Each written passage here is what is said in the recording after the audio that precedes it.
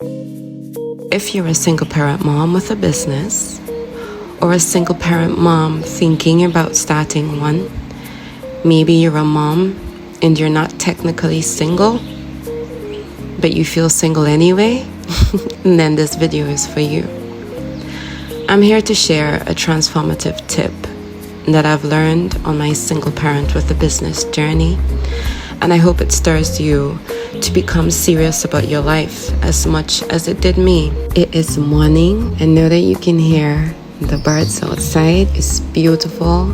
Take it in. It's a wonderful day, and this day is specifically created for you to go be great. So here it comes. Invest in holistic health and wellness for yourself as you would invest in your business. The foundation of your life and the world around you is your health, both your physical and your mental health. And for women, let's pay special attention to our emotional health. As women, we carry so much in our bodies, and it's crucial to keep our energy centers aligned and balanced. Now, when I talk about wellness, I'm not talking about drinking herbal teas, although it's nice too. Yeah, shop at the Camtrade group or blend your own herbal teas with us. Moving on. Doing Pilates or taking superfood supplements or meditating. Though all of these things are wonderful, I'm not specifically talking about these habits. Those are all great, but it must go deeper than that. Single parent moms with businesses are leaders, and we need to take care of our hormones and have a consistent de-stressor and wellness routine.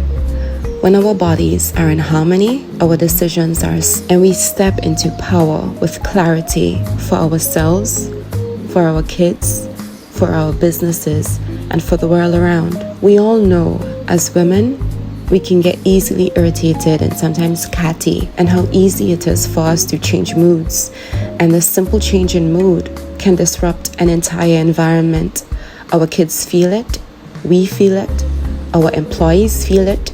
Now imagine taking that irritation level to level 10, because this is what you would eventually feel like without a consistent de-stressor or wellness routine. Running a business and raising a child alone is one of the toughest things that I've ever had to do. So I created and I've continued to build a powerhouse of energy so that I can pull from when I feel depleted, because I am always the one looked to for energy, for strength, for encouragement, for motivation.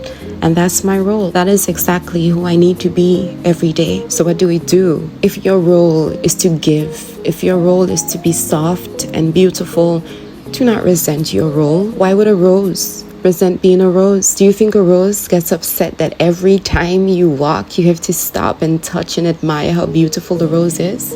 No. If you are a woman and you are a giver, if you are the foundation of life, then you stand firm in your role, and you should ask the right questions. As you would always hear on this channel, if you ask the right questions, it will lead you to the right answer. Your question should be, how can I perform my role more effectively? How can I be a better mom? How can I be an emotionally stable boss and partner? And I have found that the answer to that question is to build a consistent de-stressor and wellness routine. Let me share a story with you. There was a time when I had no clue what stress, anxiety, or depression felt like. I was disconnected from my body, my feelings, and suddenly I wasn't. In 2019, I celebrated life by bringing a beautiful baby girl into this world. From the outside, everything seemed perfect. I had a partner, I had my family around me that showed support, and he had his family around him that also showed support. But inside, it was the hardest thing that I, as a single parent, had to do. And I said it. I had a partner, but I felt so single. Let's move on. I was also struggling with conflicts in my spiritual expression, which added stress to my soul. I lost a business opportunity in China, got pregnant, and I ended up back in my parents' home because my partner was left in China. For those of you who are listening to this video, 2019 is when COVID-19 happened. So while I was celebrating life, at the same time, my body was completely confused because I was also celebrating great loss, a loss of a partner. I was no longer the same person. I no longer had the same interests, the same likes. I became a lot more alert and serious, and he was pretty much the same thing. Okay, so that in itself left me feeling alone. I felt like no one around was someone I could relate to because of this new spiritual awakening and newfound self that I was also dealing with at the time. The point I'm trying to make is everyone has their own circumstance and their body reacts differently to it. We need to pay attention to what causes stress on our bodies, on our minds, and our spirit. And we need to pay special attention to our environment around us, and we need to make changes quickly. As women, we get into the habit of putting on a face. And I guess you have the perfect example, your makeup. You get up in the morning and you are who you are. But there's this artificial face that you can put on, that you can walk out with, that you can feel good in. But behind your mask, you feel single, you feel alone, and you feel like you can't relate to anyone. That was me without the makeup. So imagine who I woke up as in the morning. I stepped out as that person. Internally, I was a mess. Externally, I can only reflect just that, right? Absolute mess. I was struggling with many conflicts, but at the same time, there's this new kid. There's this family support and friend support, and everything on the outside seems perfect. So why is she complaining? I came from a place of financial power. I came from a place of being the one that everyone depended on to being the dependent. I was not ready for that, and that crushed me. I felt defeated because I lost my opportunity for my business in China, and then I was stuck because there was this COVID-19. I felt completely alone because I've always been close to my partner, and for the first time in my life, I simply could not relate to this person in front of me. I felt like I was speaking many words and he simply could not understand. I felt like we were looking at the same person and doing the same things, but eventually we woke up and we started to speak different languages. My partner then tried to help in the limited ways he knew and understood how, but eventually he gave up. And y'all, I meant gave up. So I just told you before, I felt alone, like I had to think about everything myself and do everything myself, added to all the other pressures that I was dealing with and not speaking about. And now he finally gave up. And I mean gave up. So everything I found I had to do, and I had to be. I felt alone. I felt even more alone than I did before, and this was difficult for me to manage. In fact, it was difficult for me to manage for a long time. I had a new life growing in front of me. So there I was. I had a new life growing in front of me.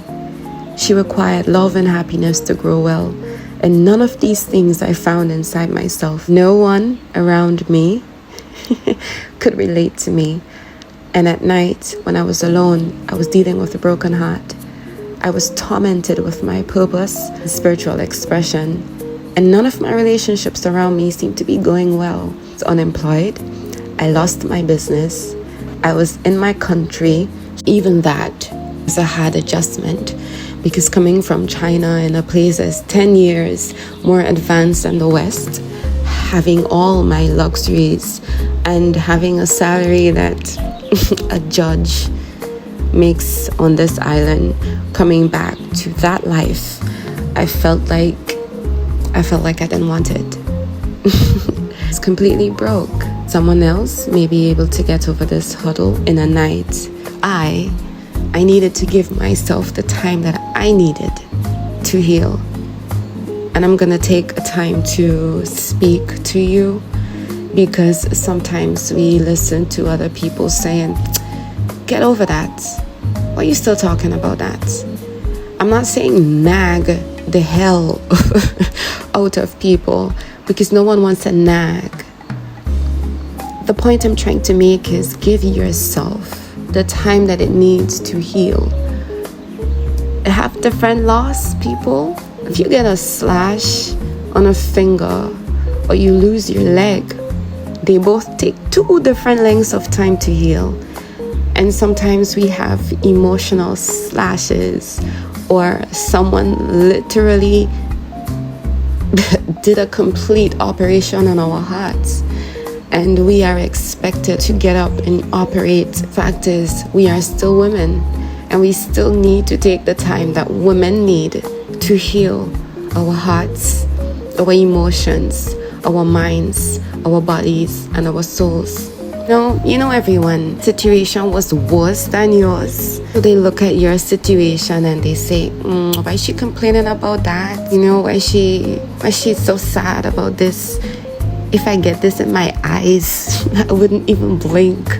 I did this myself and I did that myself. That was your life. You see me? This is my life. If you need to take 10 years to heal this particular wound, and I will. Now there's a difference in healing and an absolute breakdown. One can be healing and one can go on with their lives, make impact, be an amazing mom, a businesswoman. I want to point that out to you because I know some of y'all, you would come in the comments, did she just say to take 10 years to heal? I didn't say that. But I'm saying if you are the person that needs 10 years to heal, then take that time, okay? Now 10 years is a big gap in your life, so you may have to have a strategy, okay? But I am healing from things that I've been healing from for a very long time. There are things that when I still think about it, I still weep. There are things that I still feel anxious or nervous about, but life goes on. I remember this time I decided to commit an act of premeditated murder of self. Let's call it PMS, okay? So there was this time I planned to commit PMS, and this is no joke, okay? Because there are people sometimes that are sitting next to us and they are going through so much on the inside, and you might say something so silly that might speed up the process. But if you're one with yourself and you're one with the divine, you might find yourself saying something empowering, and that might save someone else's life. We get so busy in our lives that sometimes we forget that we are sharing the world with someone else. Now, someone else's life is not your burden, but to live a selfless life is to live a righteous life. And this message is for the people who want to live good and pleasing lives to themselves, to their communities, to their children, and to me, to Rastafari, to you, it might be to your God. I sat over a cliff because I thought to myself, I love the water, I love the beach. That's how I'm gonna go. I was convinced that it was it. I texted the father of my child and I wept, I prayed, I counted to 10, 9, 8, 7, 6, 5, 4, 3, 2, 1, and I was about to do it, but a thought saved me. What if you jumped, but you don't die?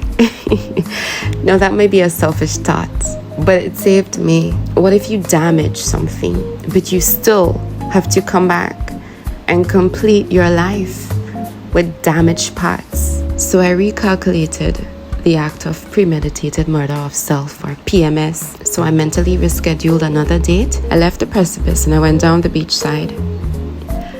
I remember weeping for hours like the Christ. It felt like the longest hours in my life.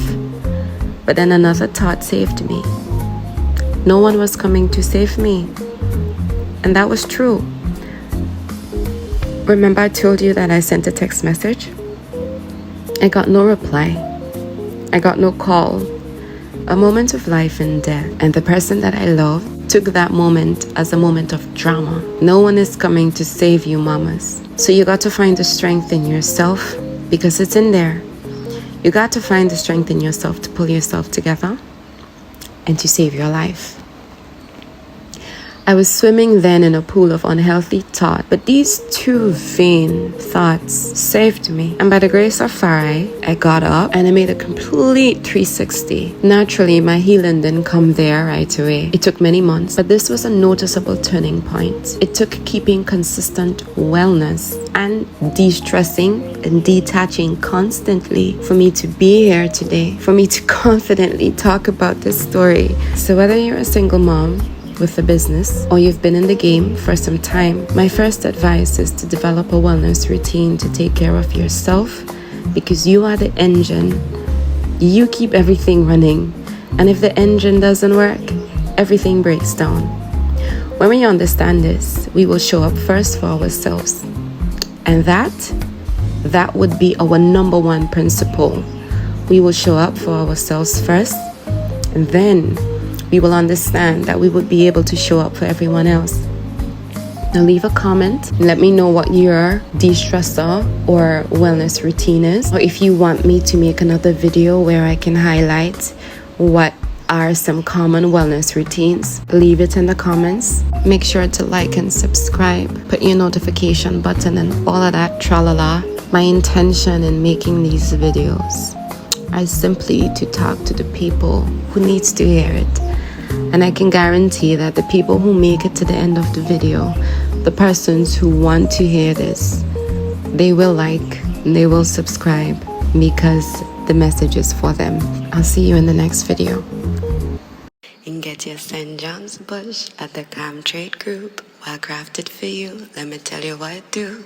Call it the blood root, give you a blood boost. Now she make a baby, everything confused.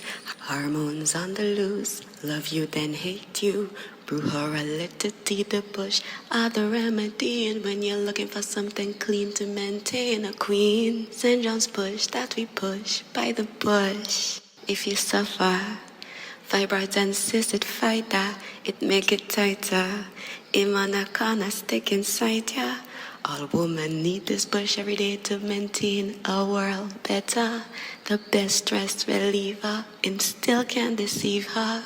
I lost my family, stress took over me. I tried some therapy, that shit did not for me. Your girl felt celibacy, couldn't tame that freak in me. But when he brewed the bush for me, girl, that was all I need.